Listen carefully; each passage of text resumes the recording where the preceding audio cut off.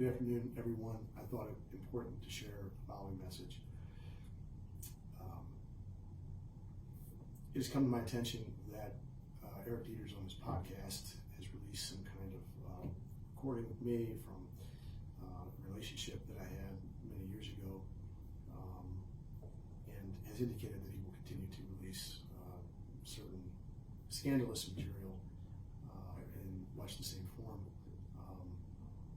dating from the time period way back when, and which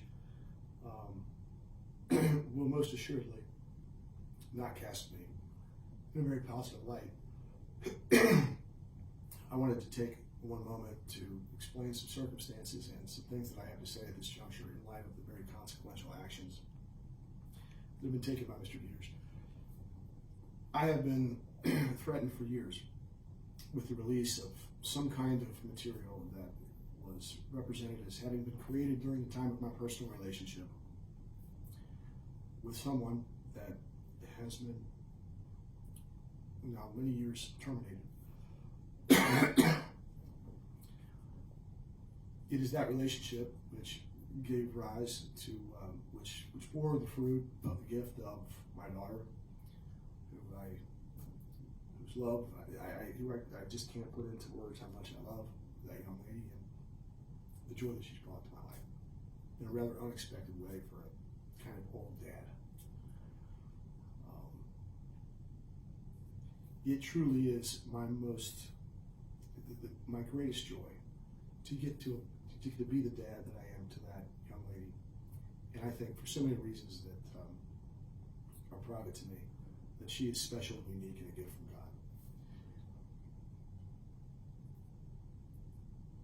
It is regrettably her circumstance which gave rise to the paternity litigation in Kenton County Family Court, which has been the subject matter of the tumultuous litigation which I have sought to avoid at every stage and continue to seek to avoid, and it has become the subject matter of public gossip, tabloid fodder, and innuendo, and public fighting amongst adults, all of which in my head, in my mind, in my heart, serves to desecrate the sanctity of the human life involved.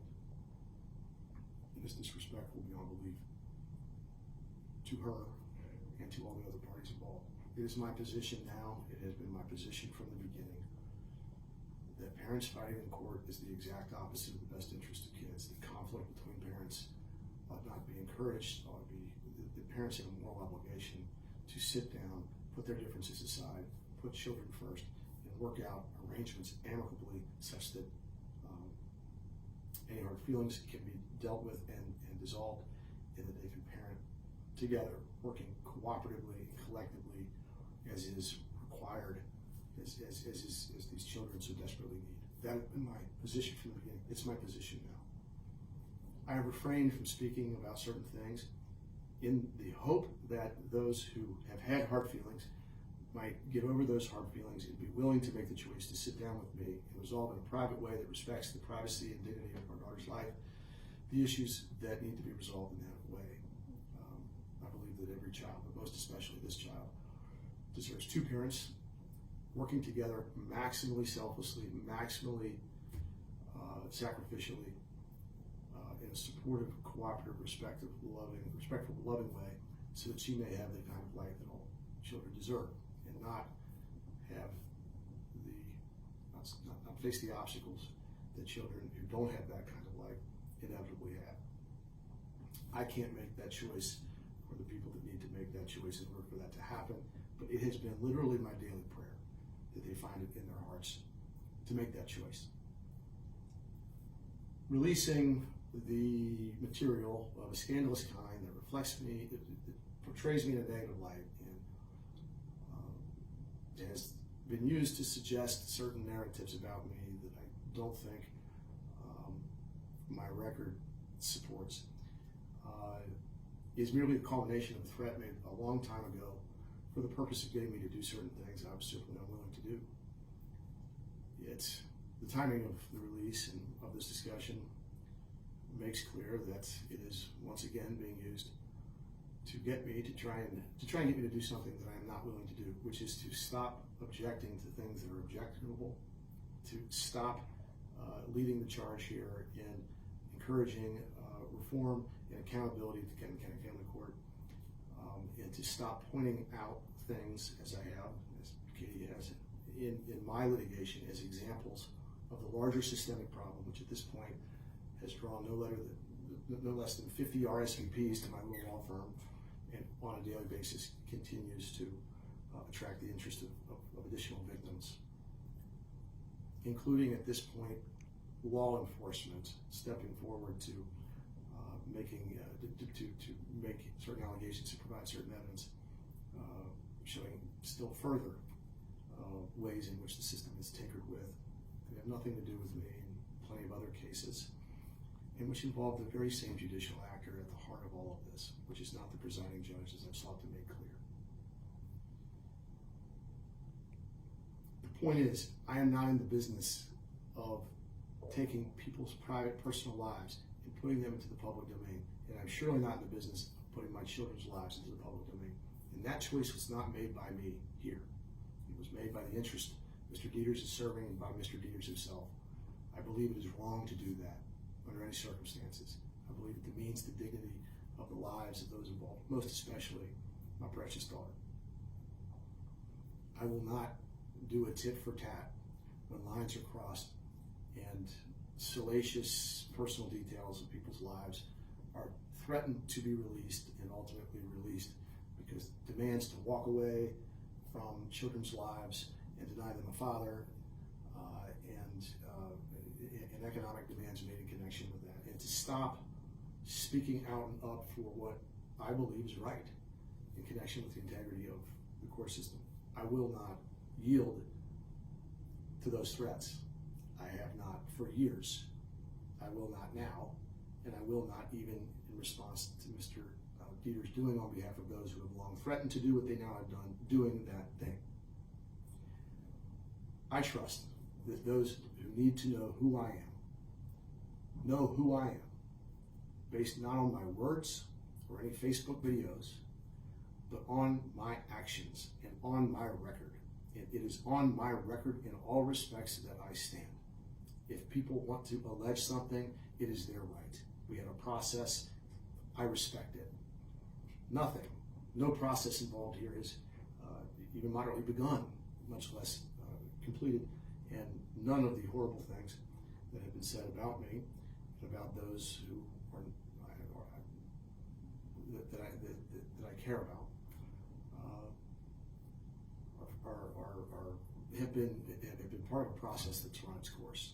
My message has been to let those processes run their course. To the extent that those processes are downstream, I think a more reasonable reading of the tea leaves is not that these things that have been alleged, such as they are true, but rather to the contrary. And I understand the desperation on the part of those who so desperately need them to be true, to try to help them be true or encourage them to be true by creating the impression that they are true. And by finally making good on threats made long ago to publish recordings secretly made of me in the context of relationships long since terminated that portray me in a negative light. I rely on my record in all respects. No one has ever accused me of domestic violence. I find it particularly odious in this circumstance that those suggesting that kind of thing about me cannot say what I just said. And I will leave that at that. I will not bow to pressure. I will not bow to intimidation. I will not stop being a dad. I will not pay a big sum of money to avoid public embarrassment.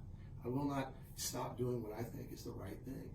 And anyone who thinks that that is even a possibility clearly does not know who I am.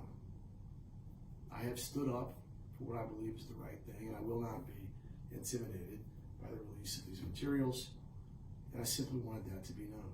If I have done something in the past that is wrong, that has hurt anyone, I am accountable for that, and I sincerely regret that. I can't change the past. I'm focused on the future. I have invited those who have hard feelings, who have brought hate my way, to embrace love this way. And all of this can cease. Forgiveness will be granted. The world can be peaceful at any moment. We are always just one good decision away from peace on earth, the goodwill to men, and the best interest of children. And I have said that now for 3 years. It remains the case as we speak today. I am grateful for the animosity, the hate, the viciousness that has been directed towards me, Katie, and those within our ambit. Really, the hate that's been directed to me, because it has taught me, or given me the opportunity to learn a lesson, which is, paradoxically, the more that I see what I consider to be conduct that is morally repugnant and that violates the basic fundamental decency and humanity inherent in all of us as children of God, it has made me more aware, not less, of the moral imperative on my side to be that much better, not to retaliate in kind. That is the lesson I draw, and I draw it again today. I deeply regret any inconvenience, embarrassment, harm, hurt, bad feelings on the part of any third party on account of this viciousness which has enveloped this situation. I once again reiterate my long-standing invitation and preference for dialogue and discussion instead of mean-spiritedness as a way to resolve whatever differences clearly exist. I reiterate that nothing that I have said is personal in any way, but instead is based on identifying systemic problems which clearly exist, which have ravaged families and victimized countless people, fixing that so that countless more will not be. That is the goal. That is the aim. It is about love, not hate, and making the world a better place, which is good. I found it appropriate to release this video today in response to what Mr. Deters has done, because it crosses a line. And it's a line that I'm not willing to cross. I was taught a long time ago by people that I love and respect that 2 wrongs doesn't make a right. I choose to invoke that principle today. I'm reminded by the sign that hangs here on the wall that the hard right thing is exactly what it is described to be. I'm grateful for all the love and support that I have, and I wish nothing but wellness and kindness and love and compassion and charity to Mr. Deters, to the interests that he represents. And I accept the responsibility of being better and from learning from my past mistakes as I continue to carry a message on behalf of people who fear retaliation and are not in a position to speak up as I have, and who have asked me to carry it for them. And I wish everybody, literally everybody, most especially those who have apparently the hate that they have in their heart that they have towards me, love and a good day. God bless.